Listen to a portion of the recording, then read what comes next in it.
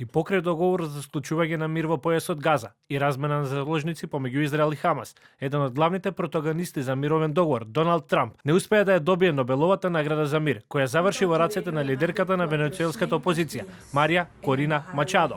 Како лидер на демократското движење во Венецуела, Марија Корина Мачадо, еден од најнеобичните примери на граѓанска храброст во Латинска Америка во последно време. Таа ја добива Нобеловата награда за мир, за незината неуморна работа во промовирањето на демократските права за народот на Венецуела и за незината борба за постигнување на праведна и мирна транзиција од диктатура во демократија. Нобеловиот комитет, венецуелската опозиционерка, експлицитно е нарече шампион на мирот, кој го одржува пламено на демократијата да гори среде растечката темнина.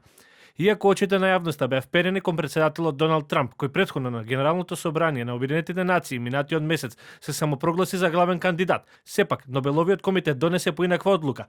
Од Белата куќа се огласија со критика по одлуката на Нобеловиот комитет. Оттаму сметаат дека одлуката е политичка. Председателот Трамп ќе продолжи да склучува мировни договори, да завршува војни и да спасува животи.